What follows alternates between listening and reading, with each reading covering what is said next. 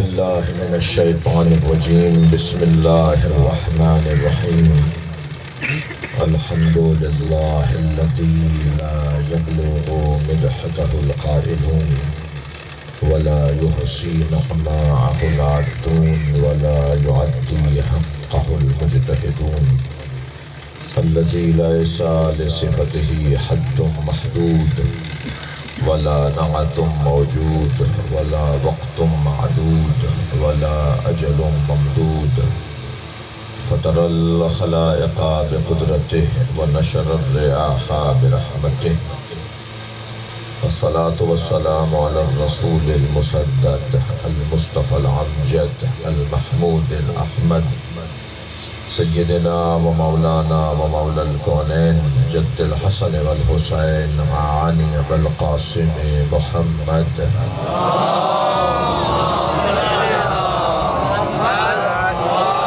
وآلہ الطیبین الطاہرین المعصومین الذین قال اللہ انما یرید اللہ لیذہب عنکم الرجس اہل البیت ویطہرکم تطہیرا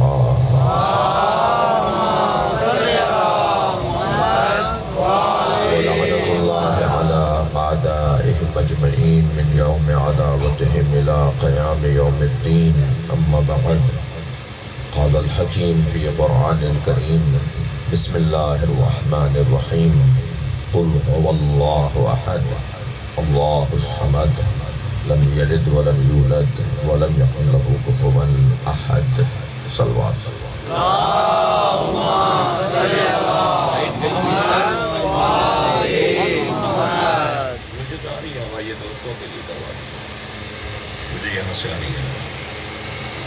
ایک اور بلند تر صلوات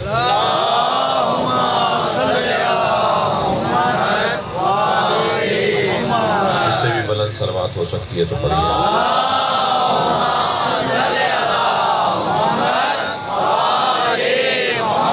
اس آبادی میں اللہ اپنا کرم رحم رزق عزتوں کو برکتوں کو اتارے گا ایک بلند صلوات کے ذریعے سے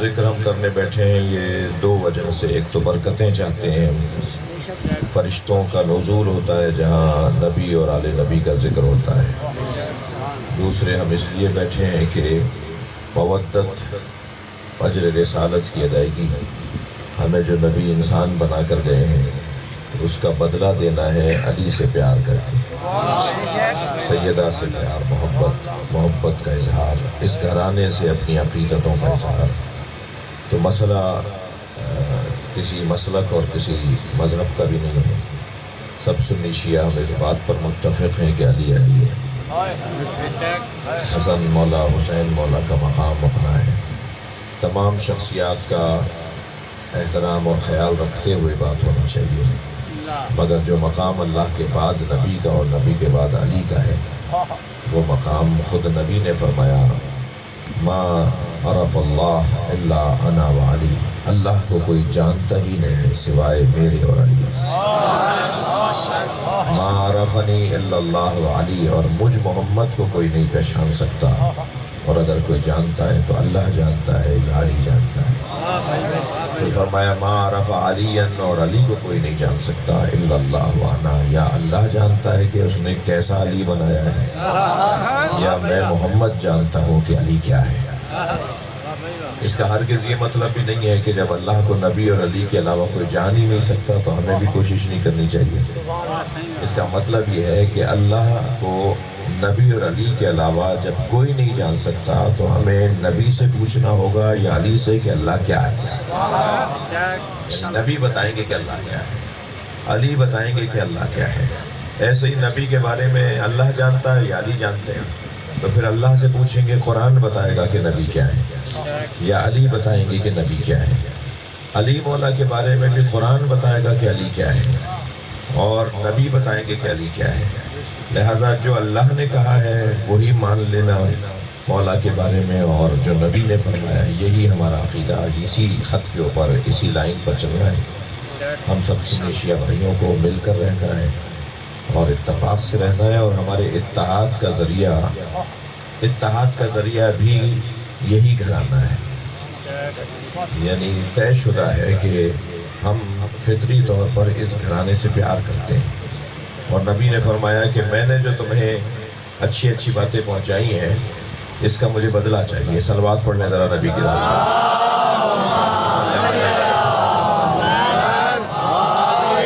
لا اسألکم علیہ اجرا، مجھے کچھ نہیں چاہیے مگر ہاں چاہیے الا المودۃ فی القربى، میں تم سے سوال نہیں کر رہا کسی چیز کا، اللہ کے بعد کا مطلب بدل جائے گا، ہاں تم سے مانگ رہا ہوں، سوال کر رہا ہوں اپنی قربہ، اپنے قرابت داروں کی محبت، تم میرے گھر والوں سے پیار کرو۔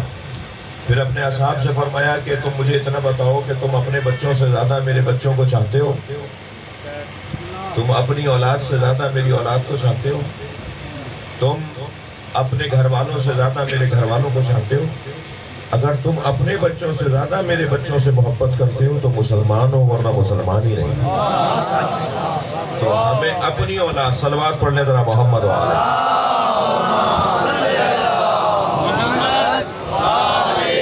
ہمیں اپنی اولاد سے زیادہ نبی کی اولاد سے محبت کرنی ہے۔ یہ وہ سیدھی سیدھی باتیں ہیں کہ جو کسی میں کوئی اختلاف کی بات نہیں ہے۔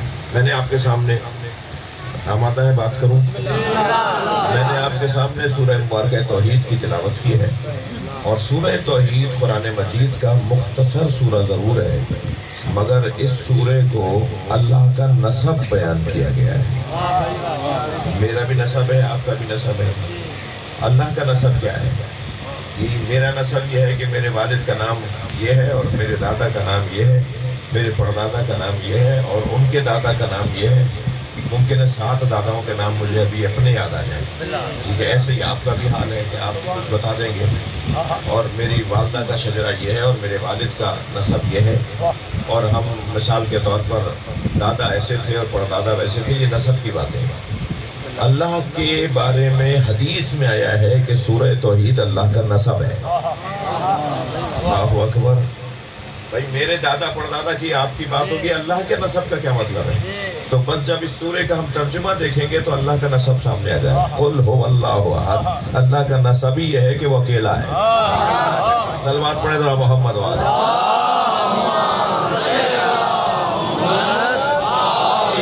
نسب ہی یہ ہے کہ وہ تنہا ہے، احد ہے، اس کے علاوہ کوئی ہے ہی نہیں۔ بلکہ میں اپنے بارے میں، آپ کے بارے میں اگر ایک جملہ کہوں تو خفا نہ ہوئیے گا، ہم ہیں اس پر ہمیں شک کرنا چاہیے، مگر اللہ ہے اس پر یقین رکھنا چاہیے۔ ہم ہیں ہی نہیں، ہماری گنتی نہیں ہے۔ جس کی گنتی نہ ہو وہ اپنے بارے میں حساب کیسے کھولے بیٹھا ہے؟ ہماری تو گنتی نہیں ہے، اس پوری کائنات میں ہماری کوئی گنتی نہیں ہے۔ اب مشکل یہ ہے کہ جس کی کوئی گنتی نہیں ہے وہ کہتا ہے کہ میرے علاوہ کسی کی گنتی نہیں ہے، وہ کہتا ہے میرے علاوہ دنیا میں کوئی رہتا ہی نہیں ہے، اور ساری دنیا کو وہ اپنی مٹھی میں رکھنا چاہتا ہے، جبکہ اس کی اپنی کیا حیثیت ہے؟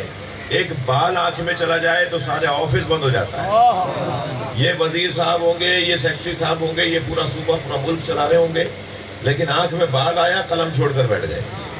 کیا حیثیت ہے ایک بال کی؟ اور وہ ایک ہلکا سا بال، اور وہ بھی بال کوئی ممکن اسی کی پھلکوں کا بال گیا ہوتا ہے، تو بڑا لمبا چوڑا موٹا بال بھی نہیں، کسی جانور کا، کسی گدھے گھوڑے کا بال بھی نہیں، اسی کی اپنی پلکوں کا بال، بھووں کا بال، معمولی سا بال، آنکھ میں آیا قلم چھوڑ کے بیٹھ جاتا ہے، کوئی کام ہی نہیں ہوتا اس سے۔ اور یہ قلم نہیں چھوڑ رہا، پوری وزارت قلم چھوڑ رہی ہے، بعض اوقات پورا ملک متاثر ہو رہا ہے۔ اتنی سی کمزوری ہم برداشت نہیں کر سکتے، اور زمین پر پیر ایسے مارتے ہیں کہ جیسے زمین کو پھاڑ دیں گے، گردن ایسے اکڑا کر چلتے ہیں جیسے پہاڑ سے اونچی کر لیں گے، ایسے چال بدل کے چلتے ہیں۔ میں نے بعض دوستوں کو دیکھا ہے کہ جیسے پیسہ ان کے پاس بڑھنے لگتا ہے، ناراض تو نہیں ہو رہے آپ کئی بات، جیسے ان کے پاس پیسہ بڑھنے لگتا ہے ان کی چال بدلنے لگتی ہے، ان کا اسٹائل بدلنے لگتا ہے۔ پہلے تو ہمارے بچپن میں وہ جو زیادہ پیسے والا ہوتا تھا وہ کمر پہ ایک تولیہ ڈالتا تھا، ایک خاص قسم کا ٹوپی پہنتا تھا، پھر اس کی چال بھی بدلنے لگتی تھی، وہ اپنی چال 10 دن پہلے والی میں بدلا دیکھتا تھا۔ ہاتھ بھی 2 انگلیوں سے ملاتا ہے، دیکھ ملتا ہی، ہاتھ یہاں ملا رہا ہوتا ہے، دیکھ وہاں رہا ہوتا ہے، اور تکبر کا یہ عالم ہوتا ہے کہ جیسے لگتا ہے کہ اب اس کے علاوہ دنیا چلے گی نہیں۔ لیکن یہاں پر سوائے اللہ کے کوئی احد نہیں ہے، سوائے اللہ کے کوئی احد نہیں ہے۔ ہم جیسے لاکھوں ہوں گے دنیا میں، مگر اللہ جیسا کوئی ہے ہی نہیں۔ یہ اس کا شجرہ بیان ہو رہا ہے۔ اللہ نے نبی نے سورہ توحید کو اللہ کا نسب کہہ کر بتایا ہے۔ اب دیکھیے ذرا، قل هو اللہ احد، اللہ احد ہے، واحد بھی نہیں، احد، اس لیے کہ واحد کے ساتھ گنتیاں بنیں گی، اسنان، ثلاثہ، اربع، خمسہ، یہ ستہ، سبع، تسعہ، ثمانیہ، پھر تسعہ، پھر عشرہ، یہ گنتیاں بننا شروع ہو جائیں گی عربی میں واحد کے بعد۔ تو اللہ کو قل هو اللہ واحد نہیں کہا ہے، قل هو اللہ احد، جس کے بعد کوئی گنتی نہ ہو، نہ جس سے پہلے کوئی گنتی ہے، نہ جس کے بعد کوئی گنتی ہے۔ وحدہ لا شریک، اللہ الصمد، اللہ بے نیاز ہے، کسی کا محتاج نہیں ہے، میرے سجدوں کا محتاج نہیں ہے، میرے روزوں کا محتاج نہیں ہے۔ میں حج پہ جاؤں گا تو اللہ کی معاذ اللہ ہماری طرح صحت اچھی ہو جائے گی، ایسا نہیں ہے۔ اس کے گھر میں رش لگے گا تو اس کا نام زیادہ لیا جا رہا ہے تو وہ اللہ الصمد، وہ ہمارا بے نیاز ہے، وہ ہمارے سجدوں کا محتاج نہیں ہے۔ ان سجدوں کا فائدہ اللہ کو نہیں ہوتا، خود مجھے پہنچ رہا ہوتا ہے۔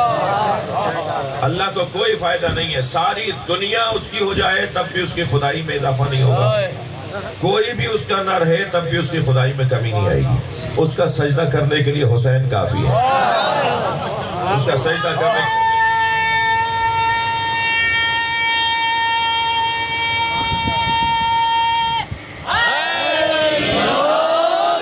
سجدہ کر گئے، نبی مکرم سرکار دو جہاں نے جیسا سجدہ کیا ہے دنیا میں کسی نے نہیں کیا، مگر وہی نبی جو اللہ کا سب سے بڑا عبادت گزار ہے۔ خود سرکار نے فرمایا، قرآن میں آیت ہے، انا اول العابدین، نبی فرما رہے ہیں، ان کانا للرحمن ولد فانا اول العابدین، اگر رحمان کے لیے کوئی ولد ہوتا تو میں سب سے پہلا بندہ ہوں اللہ کا۔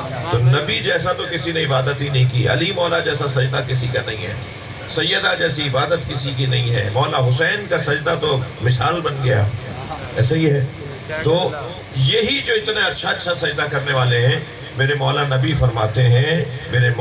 فرماتے ہیں، میری مدد کرو بکثرت السجود، تم مجھ مصطفیٰ کی مدد کرو اللہ کا سجدہ زیادہ سے زیادہ کرنے کے ذریعے۔ یعنی ہم جتنا اللہ کا سجدہ کریں گے یہ نبی کی مدد ہوگی۔ نبی فرما رہے ہیں میری مدد کرو کہ زیادہ سجدہ کر کے۔ اور مولا علی نے بھی مدد مانگی ہے، اچھا ہے ہم سے مدد مانگ رہے ہیں۔ مولا نبی فرما رہے ہیں سجدے زیادہ کر کے مجھ مصطفیٰ کی مدد کرو، خفا ہو رہے ہیں آپ مجھ سے، سجدے زیادہ کر کے مجھ مصطفیٰ کی مدد کرو۔ اور مولا علی فرما رہے ہیں آئیونی بتقوی اللہ، مجھ علی کی مدد کرو تقوی اختیار کرو۔ جتنا میرا چاہنے والا گناہوں سے بچے گا مجھ علی کی مدد کر رہا ہوں۔ صلوات پڑھ لیں محمد و آل محمد۔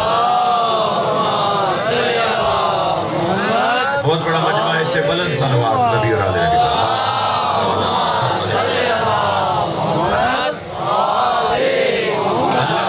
تھکے نہیں، میں ایک نتیجے تک جا رہا ہوں۔ اللہ الصمد لم یلد ولم یولد، نہ وہ کسی کا باپ ہے نہ وہ کسی کا بیٹا ہے، نہ اس کی کوئی اولاد ہے نہ وہ کسی کی اولاد ہے۔ یہ اللہ کا نسب بیان ہو رہا ہے۔ سرکار فرما رہے اللہ کا نسب یہ ہے، اللہ کا شجرہ یہ ہے، جب اس سے پہلے کوئی نہیں ہے اس کے بعد کوئی نہیں ہے، وہ ازلی بھی ہے وہ ابدی بھی ہے۔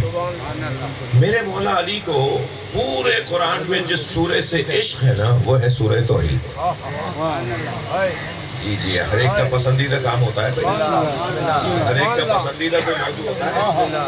جب مولا علی سے پوچھا گیا مولا پورا قرآن آپ کے سینے میں ہے، آپ اس پر عمل کرتے ہیں، مگر پورے قرآن میں سب سے زیادہ کون سا سورہ آپ کو اچھا لگتا ہے؟ علی سب سے زیادہ جس سورے کو کثرت سے پڑھتے ہیں وہ ہے سورہ توحید۔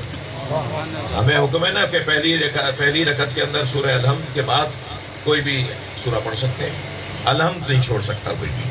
لا صلاۃ الا بفاتحۃ الکتاب، سنی شیعہ متفق بات کر رہا ہوں، یعنی الحمدللہ کے علاوہ سورہ الحمد کے علاوہ نماز ہو ہی نہیں سکتی۔ سورہ الحمد تو پڑھنی ہے ہر نماز میں، مگر تو جو سورہ الحمد کے بعد سورہ پڑھنا ہے وہ آپ کا ہمارا اختیار ہوتا ہے کہ کوئی بھی پڑھیں، ایسا ہی ہے۔ کوئی بھی اختیار سے پڑھ لیں، کوثر پڑھ لیں، سورہ نصر پڑھ لیں، سورہ توحید پڑھ لیں، کچھ بھی پڑھ لیں، سورہ قدر پڑھ لیں، کوئی سورہ پڑھ لیں۔ ہمارے بھائی ایک رکوع پڑھتے ہیں، ایک مکمل آیتوں کا مجموعہ پڑھتے ہیں، ان کے یہاں وہ پڑھنا بھی جائز ہے۔ ہمارے ہاں پورا سورہ پڑھیں گے، چاہے وہ بڑا پڑھیں یا چھوٹا، پورا سورہ پڑھیں گے۔ دوسرا سورہ اختیار سے پورا پڑھیں گے، صحیح ہے؟ اب ضمن مسئلہ بیان ہو گیا نا بھائی صاحب، برا تو نہیں نا جاننے میں۔ تو وہ جو دوسرا سورہ پڑھا جائے گا وہ آپ کو، مجھے اختیار ہے، سارے مسلمانوں کو اختیار ہے کہ الحمد کے علاوہ اختیار ہے کچھ بھی پڑھنے۔ مولا علی اکثریت، غالب، زیادہ تر سورہ الحمد کے بعد سورہ توحید پڑھتے ہیں نماز میں۔ جب کسی نے پوچھا مولا آپ ہر 2 رکعتوں میں سورہ توحید پڑھتے ہیں؟ آپ نے صبح کی نماز میں بھی، آپ نے ظہر میں بھی، مغرب عشاء میں بھی آپ نے دوسرے سورہ جو ہے وہ سورہ توحید پڑھا۔ فرمایا مجھے سورہ توحید سے عشق ہے۔ علی کو سورہ توحید سے اتنا عشق تھا کہ نبی نے مولا علی کے سر پہ ایک سہرا باندھا۔ تھوڑا گردن ہلائیے گا، میں کچھ کہہ رہا ہوں۔ میرے مولا نبی نے مولا علی کے گلے میں ایک ہار ڈالا ہے، ایک بیج لگایا، ایک تمغہ دیا، ایک تغرہ دیا علی کو، اور وہ تغرہ یہ دیا کہ مثل علی کا مثل سورۃ التوحید، میری امت میں علی ایسا ہے جیسے قرآن میں سورہ توحید۔ صلوات پڑھ لیں محمد و آلہ۔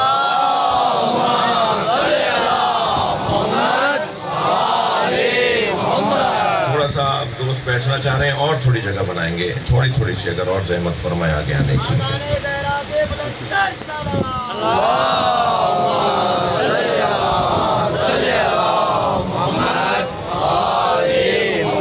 اور بلند صلوات۔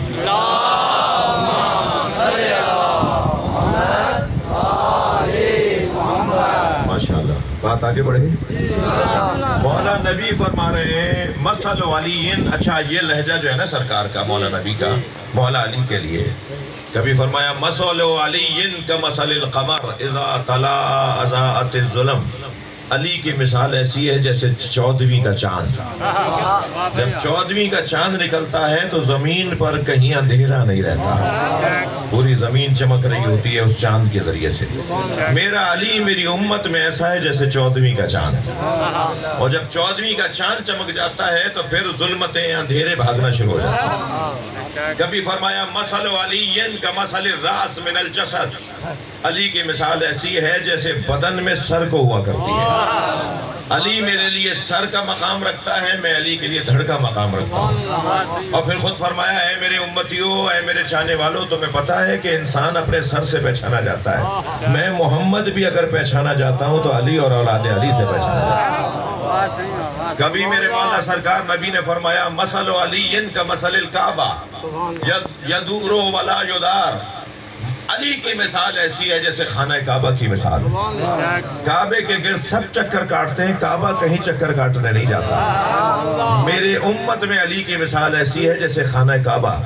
ابھی آہستہ آہستہ مولا علی کی نبی معرفت کروا رہے ہیں۔ میرے مضمون میں جو حدیث آئی تھی وہ یہ مثل علی کا مثل سورۃ التوحید، علی کی مثال میری امت میں ایسی ہے جیسے قرآن میں سورہ توحید ہے۔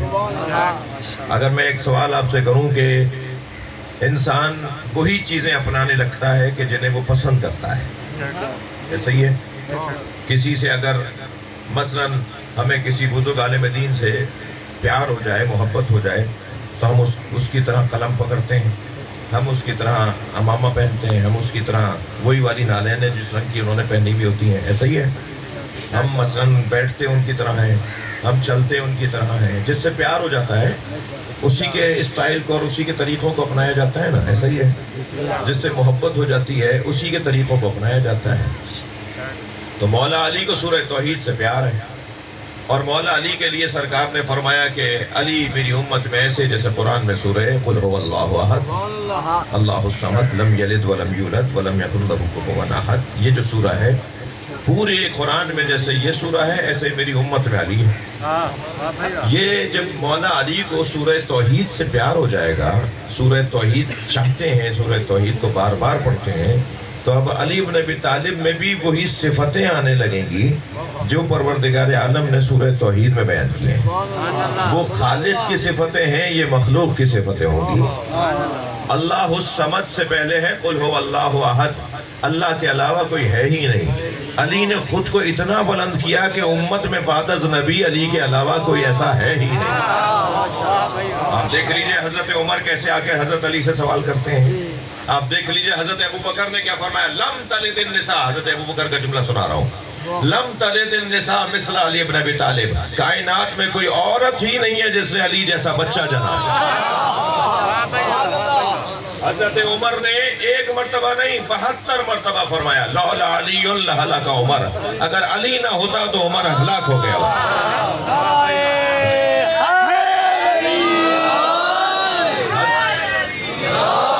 حضرت عثمان فرماتے ہیں کہ یا علی تم امت مصطفیٰ میں ایسے ہو جیسے چمکتا ہوا چاند ہوتا ہے. تمام ائمہ اہل بیت، حضرت امام اعظم ابو حنیفہ، حضرت امام مالک، امام شافعی، امام حنبل، کس عالم دین سے جا کر پوچھا جائے کہ وہ علی کے بارے میں کیا جانتے ہیں. امام حنبل سے کسی نے پوچھا کہ نبی مکرم پر جبریل کتنی دفعہ نازل ہوئے، تھکے ہوئے تو نہیں آپ حضرت امام حنبل سے کسی نے پوچھا رحمت اللہ علیہ، ان سے کسی نے پوچھا کہ علی نبی پر جبریل کتنی دفعہ نازل ہوئے.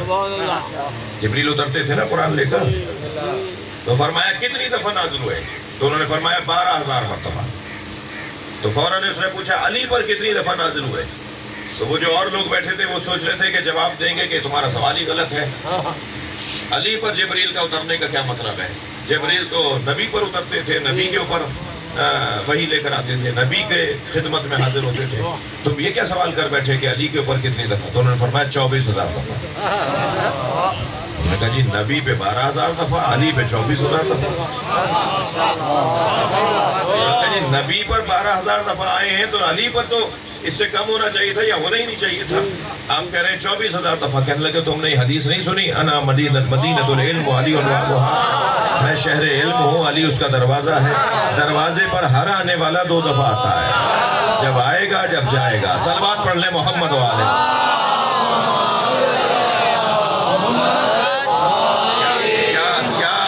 کیا عقیدتوں کا اظہار ہے اور کیا عظمتوں کی جو رستے ہوتے ہیں وہ دیتے ہیں ہمیں یہ بڑے حضرات. ایسے ہی امام اعظم ابو حنیفہ سے کسی نے پوچھا آپ کی عمر کتنی ہے، تو ان کی کوئی 70 سال کی اس وقت عمر تھی. فرمانے لگے 2 سال کا ہوں. امام اعظم ابو حنیفہ، زیادہ تر ہمارے پاکستان میں جو ہمارے بھائی ہیں اہل سنت وہ امام اعظم کے مقلد ہیں، حضرت امام حنیفہ کے حضرت امام ابو حنیفہ کے مقلد ہیں. احناف ہیں زیادہ تر پاکستان میں اہل سنت، اس بر صغیر کے اندر زیادہ تر. تو ان کے مرشد کی بات بتا رہا ہوں میں. ان سے پوچھا آپ کتنے سال کے ہیں، تو کہنے لگے 2 سال کا ہوں. تو انہوں نے کہا حضور آپ تو 2 سال کے، آپ تو اچھی عمر کے نظر آ رہے ہیں. فرمان لگے لولا السنتان لہلک النعمان، ان کا پورا نام نعمان ہے، صحیح نام ان کا نعمان ہے. فرمایا اگر 2 سال جو جعفر صادق کی شاگردی میں گزارے ہیں وہ نکال دو تو میری زندگی نہیں ہے. خوش نوزی امام زمانہ بلند صلی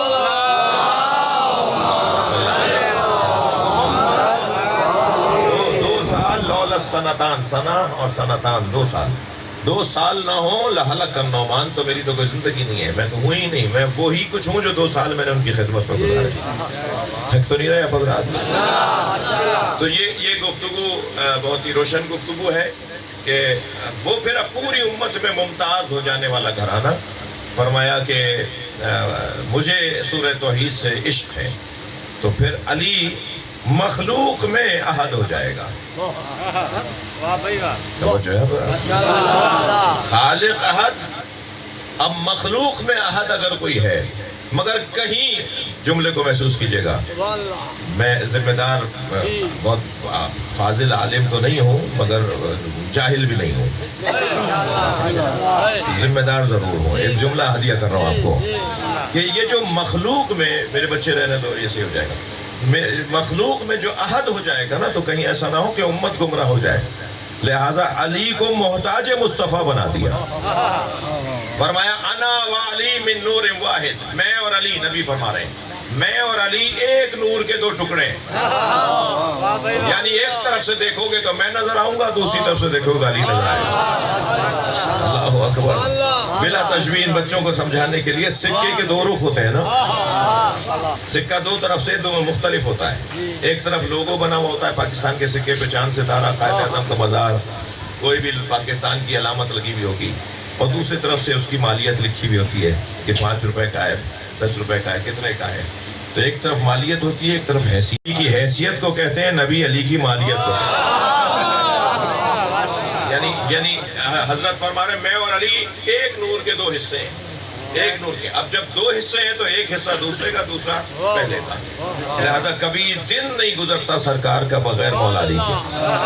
اگر کسی دن مولا علی کسی سفر پر گئے ہوئے ہوں تو اس دن نہ نبی کو کھانے میں لطف آتا ہے نہ جینے میں لطف آتا ہے، بار بار پوچھتے ہیں نا علی، میرا علی کہاں ہے؟ اور جب کبھی کسی سفر پر بھیجتے تھے مولا علی کو، مستند باتیں آپ کو واقعات بتا رہا ہوں، اور میں تو اشارے کر رہا ہوں، ابھی تو تفصیل میں جا ہی نہیں رہا۔ جب کبھی مولا علی کسی سفر سے لوٹتے تھے تو مولا نبی کی خواہش ہوتی تھی کہ پہلے میں علی سے گلے ملوں، اور جب کبھی سفر پہ جا رہے ہوتے تھے تو سب سے آخر میں رخصت کرتے تھے، سب سے مل لو میرے بھائی، آخر میں تم سے ملوں گا، اور کبھی اپنے آپ سے جدا نہیں کرتے تھے، بلکہ اور یہ دو طرفہ محبت تھی، یعنی جتنا پیار مولا علی سے مولا نبی کو ہے، مولا علی کو بھی مولا نبی سے ایسے ہی پیار ہے۔ 40 سال بعد نبی کی رحلت کے 40 سال کے بعد، نبی کی رحلت کے 40 سال کے بعد کسی نے خضاب لا کے دیا مولا علی کو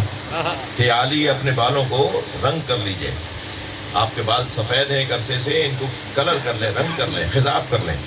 تو کیا جملہ فرمایا؟ 40 سال بعد، نبی کی رحلت کے 40 سال کے بعد۔ جملہ سنا دو، فرماتے ہیں نحن فی عزاء النبی، ہم تو نبی کی عزاداری میں ہیں۔ میں تو ابھی بھی اسی غم میں مبتلا ہوں، جو غم میں مبتلا ہوتا ہے وہ تو یہ اپنے آپ کو سجاتا نہیں ہے، وہ اپنے آپ کو بناتا نہیں ہے، وہ اپنے اوپر توجہ نہیں کرتا، اس لیے کہ میں تو ابھی نبی کے غم میں ہوں۔ 40 سال کے بعد بھی نحن فی عزاء النبی، یہ جملہ مولا علی کا میں بول رہا ہوں، آپ سرچ کر لیجئے، آپ کو حدیث کا حوالہ مل جائے گا۔ یہ میں ایک جملہ آج کل کہہ رہا ہوں کہ ہم سے آپ عربی عبارتیں مانگا کیجئے، سرچ تو آپ گوگل پہ خود ہی کر لیں گے کہ مولانا یہ کہاں سے پڑھا، ابھی پوچھنے کی ضرورت نہیں، آپ کیسے عربی سنائیے مولانا، عربی سننے کے بعد آپ خود ہی سرچ کیجئے گوگل کے اوپر کیا لکھا ہوا ہے۔ یہ جو حدیث ہے میں آپ کو سنا رہا ہوں، یہ سب آپ کو مل جائیں گی۔ آج بہت آسان ہو گیا، آج تو بچوں کے ہاتھ میں سارے کام آ گئے ہیں، ایسے ہی ہے، بات آگے بڑھے۔ اللہ الصمد، اللہ بے نیاز ہے۔ اب جو بار بار کہے گا نا اللہ بے نیاز ہے، اللہ بے نیاز ہے، کیا اس میں بے نیازی نہیں آئے گی؟ آپ قرآن پڑھنے کے فائدے تو دیکھیے، جو بار بار کہے گا اللہ بے نیاز ہے، اللہ بے نیاز ہے، تم جس بے نیاز کو مانتے ہو، تم کسی اور کے دروازے پہ کیوں جا رہے ہو؟ تم کسی اور کے محتاج کیوں مر رہے ہو؟ تم بھی جاؤ تو پھر اسی کے دروازے پر جاؤ، اور جو اللہ سے اتنا لے لے کہ پھر اللہ اسے مولا بنا دے، تو یہ تو بات سمجھ میں آتی ہے، مگر اپنے جیسے کے پاس کیسے جا رہے ہو؟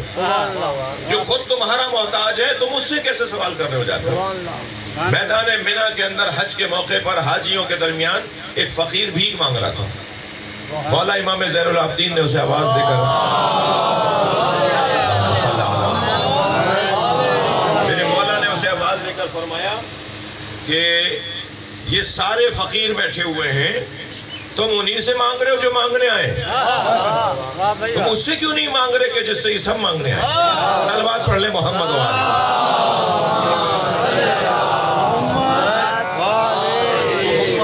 ایک اور صلوات نبی کی ذات،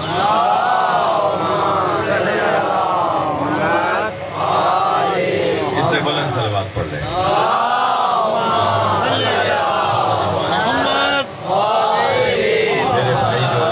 بیٹھے ہوئے ہیں، جو گرمی بیٹھے ہوئے ہیں، میں زیادہ لمبی گفتگو کر کے انہیں زیادہ تکلیف میں نہ رکھوں، مگر اتنا آپ کو مجھے پتا ہے کہ ثواب کا تعلق بھی زحمت کے ساتھ ہے۔ میرے لیے تو یہ انہوں نے اہتمام کیا ہوا ہے، کچھ پنکھے چل بھی رہے ہیں، تھوڑی دیر بات کروں یا نہیں؟ آپ کی محبتیں اور آپ کی شرکت ماشاءاللہ۔ اللہ صمد، اللہ بے نیاز ہے۔ اب میں ایک سنی عالم دین کا جملہ سنا رہا ہوں، کیا کروں کہ میرا مجمع بھی آقا سنی ہے اور میں بھی شیعہ ہونے کے ساتھ سنی ہوں، تو یہ تو ایسی بات کریں گے نا جو سب کے لیے ہو۔ تو ایک سنی عالم دین کا جملہ سنا رہا ہوں، اور وہ سنی عالم دین ہے مصر کے رہنے والے ابن ابی الحدید المعتزلی۔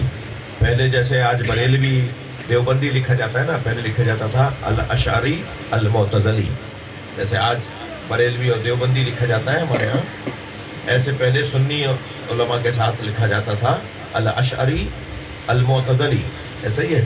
تو وہ معتزلی عالم وہ کہتے ہیں کہ استغناءہ عن الکل، مولا علی کے بارے میں ان کا جملہ، مولا علی کے بارے میں ان کا جملہ، اللہ الصمد ذہن میں رہے، جو بار بار اللہ الصمد بولے گا وہ خود بھی لوگوں سے بے نیاز ہو جائے گا، وہ لوگوں کا محتاج نہیں ہوگا۔ یہ بے نیازی بہت بڑی دولت ہے، یہ جو بے نیازی ہے نا، یہ ارب پتی لوگوں سے بڑا دولت مند ہوتا ہے، بے نیاز کھرب پتی لوگوں سے بڑا دولت مند ہوتا ہے۔ وہ بڑے بڑے لوگوں سے اسی لہجے میں بات کرتا ہے جیسے وہ کسی فقیر سے بات کر رہا ہو، اسے کسی کا خوف اور ڈر ہی نہیں ہوتا، وہ کسی سے روب میں ہی نہیں آتا، وہ حق اور سچ بات کرتا ہے، صحیح بات کرتا ہے۔ توجہ ہے نا حضرات کی؟ تو جو بار بار اللہ الصمد بولتا ہو وہ علی، وہ کیسا ہو جائے گا؟ اب ایک سنی عالم دین کا جملہ، وہ کہتے ہیں استغناءہ عن الکل دلیل انہ افضل من الکل، علی سب سے بے نیاز تھے، یہی دلیل ہے کہ سب سے افضل تھے۔ کسی کے علی کسی کے محتاج نہیں تھے، اور یہ علی کی محتاجی نہ ہونا یہ خود دلیل ہے کہ علی ان سے افضل تھے۔ خاندان ابو طالب تے بلند تر سلوات۔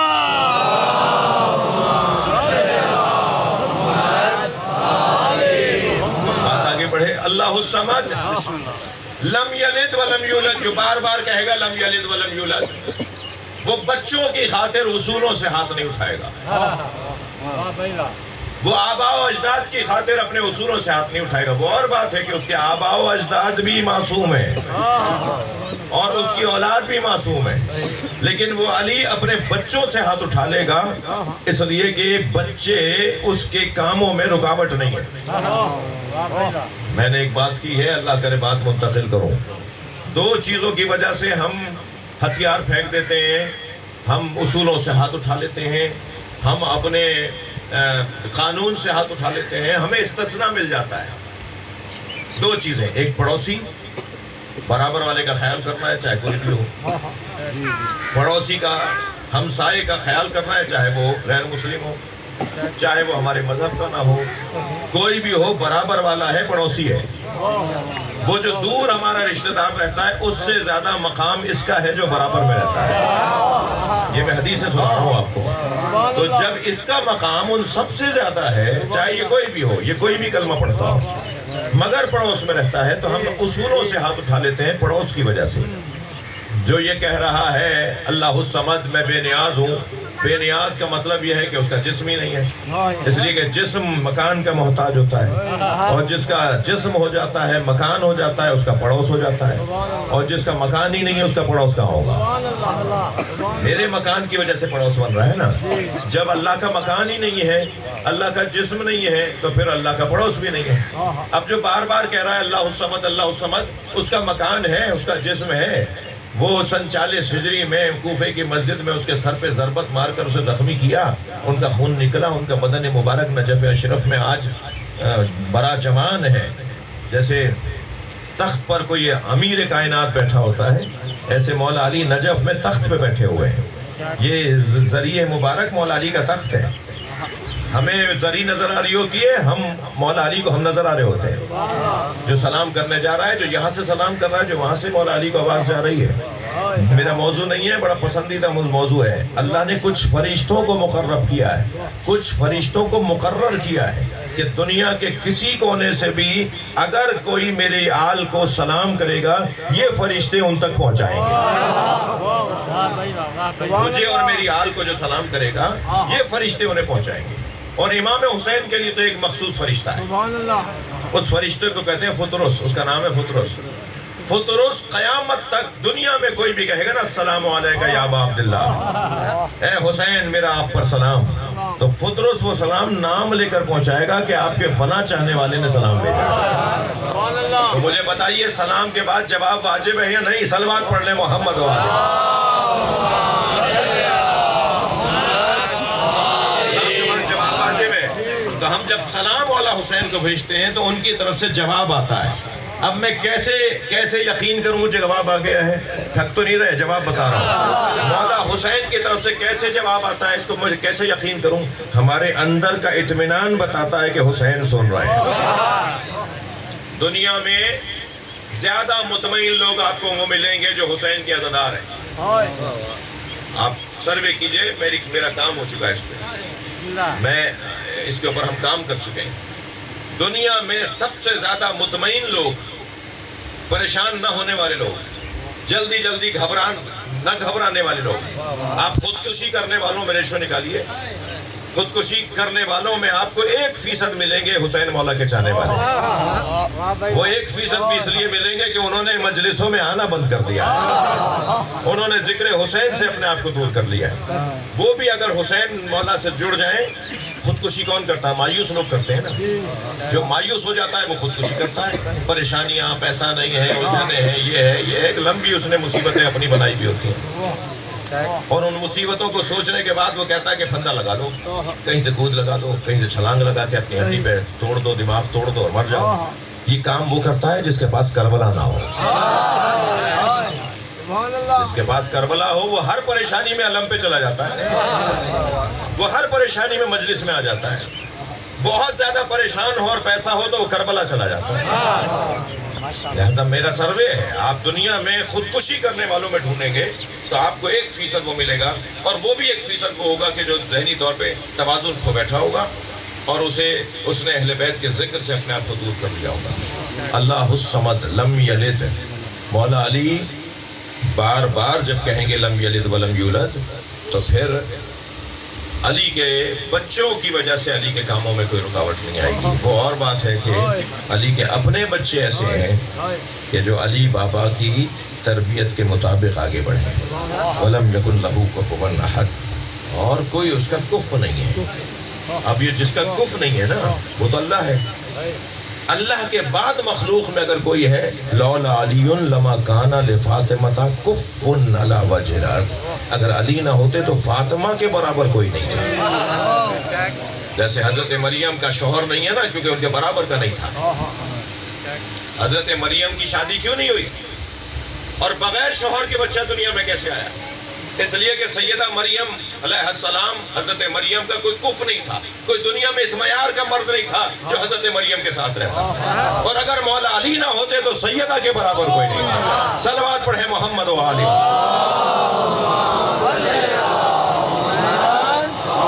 بڑے رشتے آئے جناب زہرا کے، بڑے پیغام آئے، مگر مولا نبی نے یہ کہہ کے لوٹا دیا یہ امر الہی ہے، اللہ جس سے چاہے گا میری فاطمہ کی شادی کرے گا۔ اور پھر اللہ نے عرش پر مولا علی کا جناب زہرا کے ساتھ نکاح پڑھایا، عرش پر خود پڑھایا اللہ نے نکاح۔ مولا علی اور جناب زہرا کا نکاح اللہ نے پڑھایا عرش پر، 70,000 فرشتوں کو گواہ بنایا، تھک گئے آپ پر، 70,000 فرشتوں کو گواہ بنایا، اور پھر سیدہ سے پوچھا کہ آپ کا مہر کیا رکھوں؟ اللہ پوچھ رہا ہے، جناب زہرا سے اللہ پوچھ رہا ہے اے فاطمہ میں تمہارا مہر کیا رکھوں؟ تو بی بی نے فرمایا بابا کی امت کی بخشش، میں امت مصطفیٰ کو دوزخ میں نہیں دیکھنا چاہتا، میں امت مصطفیٰ کو جنت میں دیکھنا چاہتا ہوں۔ میرے بابا کا کلمہ پڑھنے والے جو کردار کے اچھے ہوں گے وہ جلدی جنت میں چلے جائیں، مگر جو کردار کے کمزور ہیں وہ دیر سے ضرور جائیں مگر دوزخ میں نہ جائیں۔ اب اللہ نے کیا نظام بنایا سیدہ کی خواہش پر؟ امت مصطفیٰ میں جو کمزور کردار کے لوگ ہیں وہ جنت کے کسی ہلکے منزل پر رہیں گے مگر دوزخ میں نہیں ہوں گے۔ آگ سے بچا لیا جناب زہرا نے، لوگوں کو جلنے سے بچا لیا۔ برزخ کی تکلیفیں دوزخ کی تکلیفیں نہیں ہیں، وہ ملیں گی ہمیں، برزخ کی تکلیفیں ہمیں ملیں گی مگر وہ دوزخ نہیں ہیں۔ سیدہ نے اور پھر سیدہ محشر میں چنیں گی ایک ایک کر کے ان لوگوں کو جو سیدہ کے بچوں سے محبت کرتے ہوں۔ یلتقطو کما यल्तक़ितु तैर मिन हब्ल रदी अल हब्ल जदी। हदीस ये है कि सैयदा महशर में ऐसे चुनेंगी लोगों को, उसे ले आओ, उसे ले आओ, उसे ले आओ, उसे ले आओ, उसे ले आओ, इन्हें जन्नत में ले जाओ। जैसे परिंदा घुन लगे हुए दानों में से अच्छे दाने को चुनता है, ऐसे सैयदा महशर में अपने बच्चों के चाहने वालों को चुनेंगी। अल्लाह आपके इस आबादी पर, इस इलाके पर रहम नाजिल फरमाए, रिज़्क़ की बारिश करे और आप सबको अमान में रखे, आप सबको चैन नसीब हो, आपके घरों में बरकतें और रहमतें आएँ। ये जो इमाम हुसैन के नाम पर अहले बैत के तस्करे के लिए आपने मजलिस का इंतज़ाम किया है, इसकी बरकतें इस इलाके पर आएँ। जो दूर से अहबाब आए हुए हैं, दूसरे इलाक़ों से आए हुए हैं, वो भी ज़िक्र हुसैन की इस मजलिस से कुछ लेकर जाएँ। चलिए कुछ देर के लिए करबला चलिए। हुसैन मौला करबला में 3 दिन के भूखे प्यासे मार दिए गए। हुसैन मौला ने लाशें बहुत उठाए, बल्कि सारे लाशें खुद उठाए। इतना बड़ा दिन हो गया था आशूर का दिन। कभी सोचा आपने कि एक लाशा लाते थे, उसे उसके वारिसों के हवाले करते थे, फिर दूसरा शहीद मुजाहिद जाता था, वो शहीद होता था, फिर उसका लाशा लाते थे। आप ज़रा खुद सोच लीजिए कि सुबह से लेकर गुरूब तक कितने लाशें कोई उठा सकता है। दिन ख़त्म क्यों नहीं हो रहा था? कभी सोचा? 72 भी नहीं, 92 लाशें हुसैन ने उठाए। जो मख्तल की किताबें बताती हैं 92 लाशें। आप गिनती गिनिए, थोड़ा तखमीना लगाइए। एक आदमी लाशा लाएगा, रखेगा, दूसरा लेने जाएगा, फिर ला के रखेगा, फिर तीसरा लेने जाएगा, फिर ला के रखेगा। ये कितना बड़ा दिन हो गया था। ऐसा लगता है कि अल्लाह ने इस दिन को लंबा कर दिया था। हुसैन, जब तुम चाहोगे दिन तमाम होगा, तुम नहीं चाह रहे तो दिन लंबा होता रहेगा। या अल्लाह मेरे इस दिन को इतना लंबा कर दे कि मेरा इम्तहान पूरा हो जाए। हुसैन अपना इम्तहान दे रहे हैं, उनका दिन लंबा होता चला जा रहा है। जब मेरे मौला ने फरमाया ना कि इन काना दीन मुहम्मदिन लम यस्तक़िम इल्ला बिक़त्ली फ़या सुयूफ़ खुज़ीनी, अगर दीन मोहम्मद मेरे कत्ल के अलावा बचने वाला नहीं है तो तलवारों आओ मुझे टुकड़े टुकड़े कर दो। जब खुद हुसैन ने चाहा ना कि मैं दुनिया से जाना चाहता हूँ, तो आवाज़ आई, या अय्यतुहन नफ्सुल मुतमइन्ना इरजिई इला रब्बिकी राज़ियतम मर्ज़िया फदख़ुली फ़ी इबादी वदख़ुली जन्नती।